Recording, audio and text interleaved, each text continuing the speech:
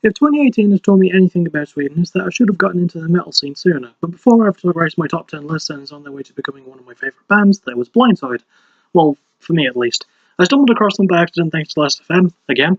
I've only listened to the most recent album which came out in 2011, and there's maybe, hopefully, a new one coming out this year. Maybe, possibly. I really want that to be.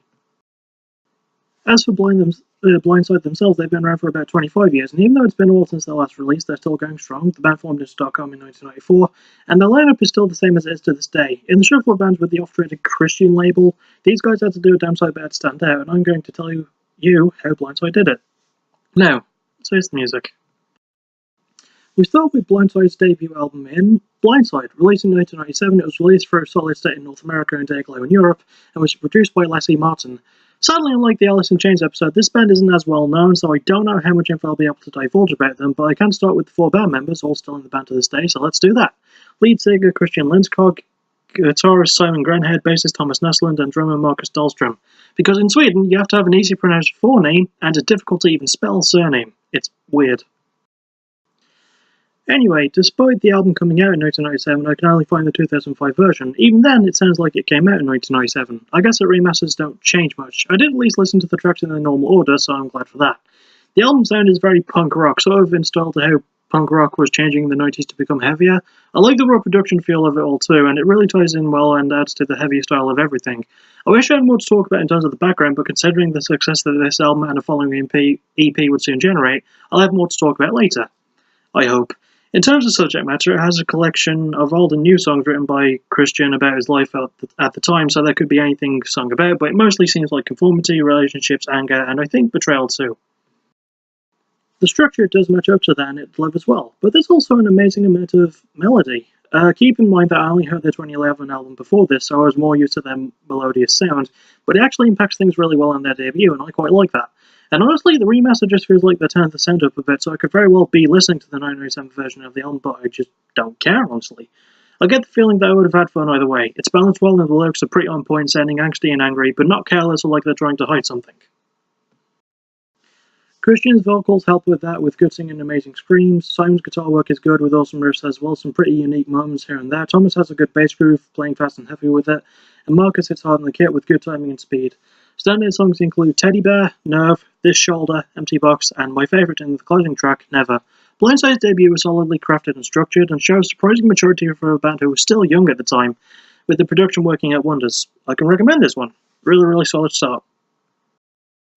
We then reach the band's sequel, A Thought Crushed My Mind. Released in 2000 through Solid State again, this one was produced by Andre Jacobson, and it's the band's longest album at just over 58 minutes, like 2 seconds over, to be exact. And unlike with their debut, I have slightly more info about this one, so yay! Anyway, after this, their first album gained buzz, a label known as Tooth and Nail got a hold of it and helped license its release in the US, so thank you Tooth and Nail, you awesome label you. I do like them, they're good. Anyhow, the band released their Empty Box EP in 1998, named after the song from their album, and then 2 years later churned this one out. For an album as long as it is, the short space between releases is baffling to me. A Thought Crushed My Mind is a lot darker than their debut, and somehow heavier, definitely more in the post-hardcore style than the more punk style of the first one. It does deal with darker subjects too, as at the time Christian was missing his wife while touring. Poor fella. Anyway, despite this album being the band's last through the Solid State label, it was also the album that sort of got them more noticed. Another band named POD became friends with Blindside, and they even got the Swedes signed on the Elektra label, so kudos to POD, man. Blindside even appeared in POD's music video for Boom. You know, the one with the table tennis? That's a really good video, that. I do like that video. Going back to the album's sound, I like the heavier style. It's also a bit more experimental as it features some clean singing, a song in Swedish named Nora, and in As You Walk, and the last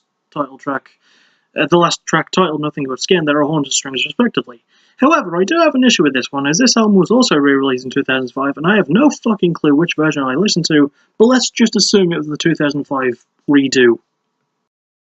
Once again, like their debut, the same rule applies. It sounds like an album that would have come out in 2000 anyway, so not a lot was messed with, just some tracks were added on is all. Some of the tracks are also either listed with slightly altered names, but once again, that's not a real deal breaker.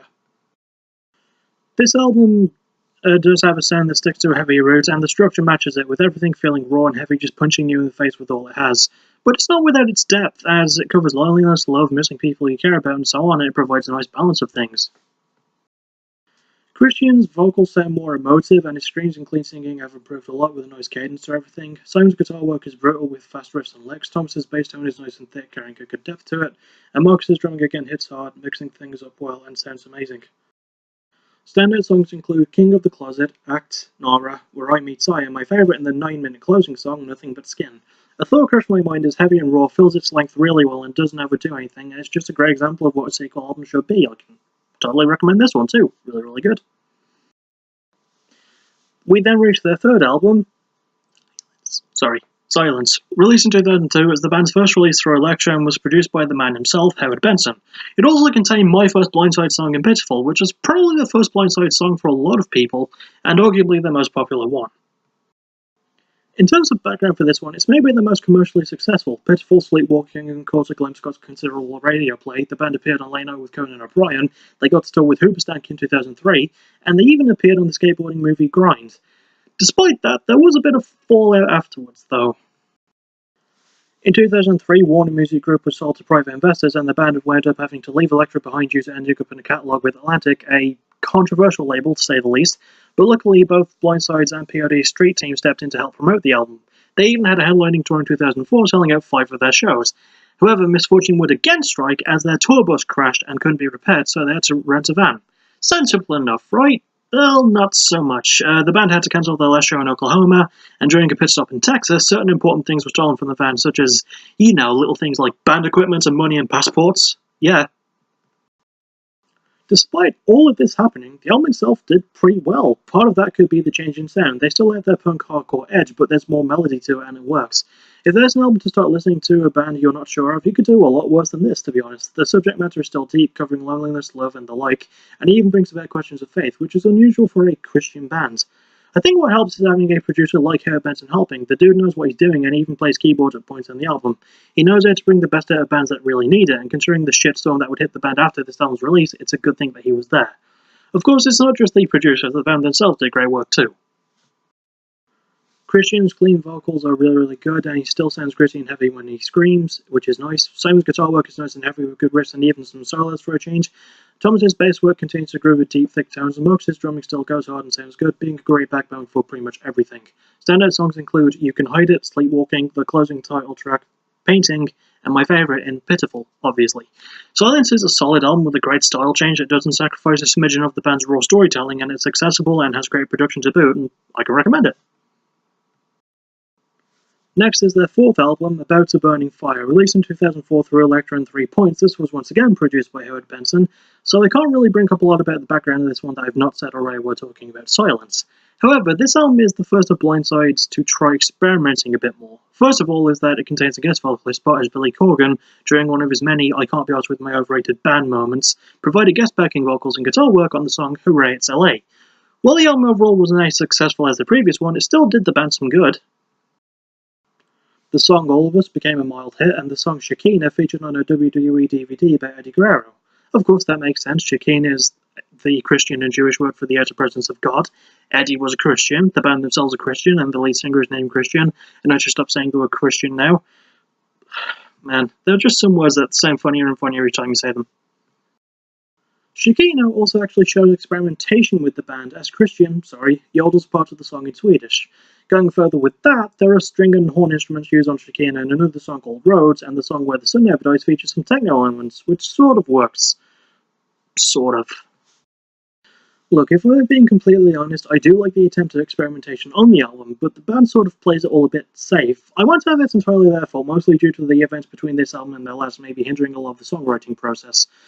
But still, it's experimental in the loosest sense. It doesn't play too much with the band's core sound, it's almost like they're afraid to mess with that too much. Even with decent lyrics about love, faith, and a more positive outlook, it just doesn't work too well when put together, making for a structure that's way shakier than it needs to be.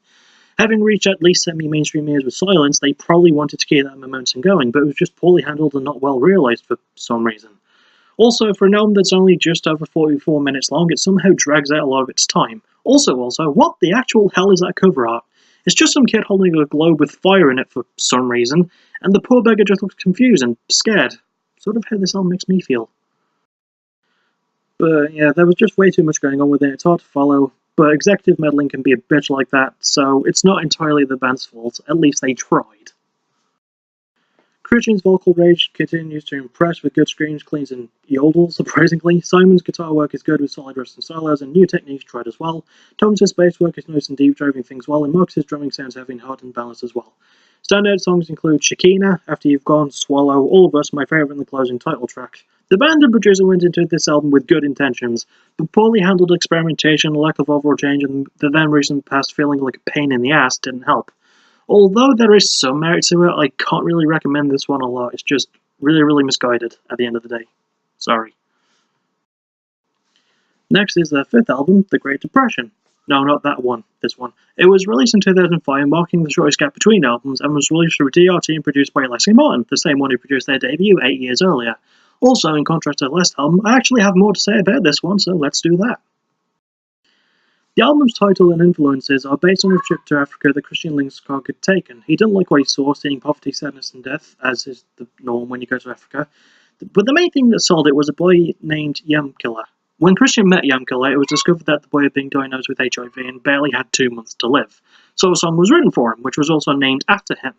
But in more recent news, at least according to 2011 recent, I don't know if there's been more since then, Christian revealed that during a tour to South Africa they met Yamkilla again and he even performed the song that they wrote about him with the band.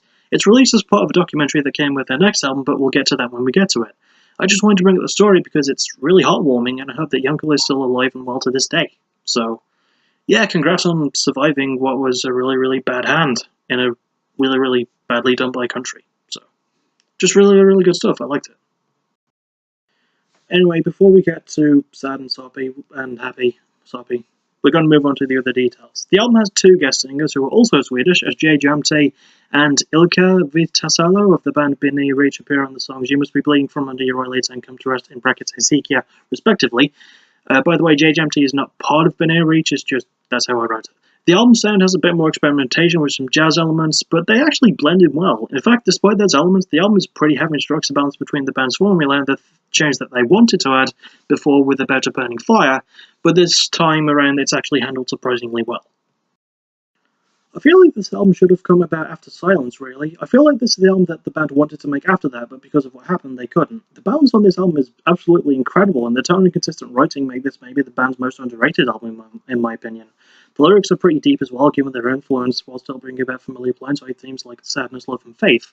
But it's handled with a degree of subtlety because of what the main focus is, and it's structured to fit that mold really well. The band themselves are a big part of that too. Christian's vocals sound great, with even some spoken word stuff added to his screaming and singing. Simon's riffs are still heavy with good solos to boot. Thomas's bass work is thick and sounds brill, and Marcus's drumming hits hard and sounds nice and heavy as always as usual. Standout songs include We're All Going to Die, Put Back the Stars, the closing track in When I Remember, Yamkilla, and my favourite in My Alibi. The Great Depression is a good balance of the band's roots and their tendency to try new things, and the solid writing and production keeps it all glued together, and I can recommend this one. Really, really nice. Really good. I enjoy it. And finally, we reach the band's 6th album, With Shivering Hearts We Wait. Released in 2011, making it the longest gap between releases, the band would change labels to I Know Records, and Mike Plotnikov, Igor Koroshev, and a returning Howard Benson would be on hand to produce. This is also the band's shortest album at 38 minutes and 53 seconds, and as I mentioned before, this was my first Blindside album by the band, and I think it's a good starting point, really. I don't have a lot of background to cover on this one, but I'll try. In 2011, the band posted an image of this on their social media accounts with a date. When the set date was reached, the band released a short clip of a new song, and that was followed by the announcement of the album's underground release date and the worldwide date too, with the difference between them being about a month apart. The band first promoted it with the single Monster on the Radio, which played on Swedish radio, somewhat ironically. The band would then release new songs in the weeks leading to the album coming out, but when I first heard this thing, I went in fully blind, and I'm glad I did. It made my personal best of 2011 list, and then a video I really need to make at some point, and even still hearing it now, it holds up really well. In terms of sound and attitude, it feels more positive and more tightly structured, and with the first and last tracks, There Must Be Something in the Water and There Must Be Something in the Wind, respectively, it helps out along and gives it a tiny little concept feel. It's also a lot more experimental, be that down to the band or the producers, each song is something new while still feeling fresh. But let me put it this way, this album is to Blindside what Rival Factions is to Project 86. It's experimental, always trying new stuff, but never feeling too stale or familiar. The album is more focused on melody like Silencer, but it's still pretty heavy and still hits all when it needs to. Despite its length, it fills its time really well, and a lot of it sticks with you when it's all over. The instrumental work is super heavy and balanced, and the lyrics cover the familiar territory like love, lost faith, redemption, and so on, but it doesn't skimp out on what it wants to deliver, and it's the delicate balance between punch and restraint that I actually ultimately really like about this album. Going back to the experimental stuff, there's more use of strings and pianos here, and as someone who wasn't as used to that style back then, it was a very welcome addition, and it still is almost 8 years later, and the band are really a big part of that. Christian's overall singing is probably at its best here, and the screaming is still awesome as well, obviously. Song's guitar work is great with chunky riffs to carry things along, Thomas's bass playing is nice and heavy, being a good driving force, and Mox's drumming is timed well, balanced, and hits with speed and power. Standout songs include Cold, Bring Out Your Dead, Monster on the Radio, Bloodstained Hollywood Ending, and my favourite in the closing song, There Must Be Something in the Wind. With Shivering Hearts We Wait is solid, balanced, written, performed, and produced well, and just easy to fall in love with. I could recommend this one as well. Solidly good. So, as always, let's actually round them up. My favourite is possibly With Shivering Hearts We Wait, though a thought crushed my mind as a very close second. But yeah, With Shivering Hearts We Wait pulls out a lot of surprises, and all of them works out well with the band's overall sound in the album. It's just really crisp and well handled, and I really liked it. Least favourite is About a Burning Fire. The band had good thoughts going in, but it feels like they got buried and the band got screwed over so hard by their label. Again, good intentions, but those are often the bricks that make up the road to hell, as you know. And that kind of process is just pitiful, if you ask me. Anyway, next time we go to France for the first time ever in Backtracking history, as we see about pop-punk / melodic hardcore band Chunk. No! Captain Chunk! Thank you for watching. You're awesome. Bye-bye.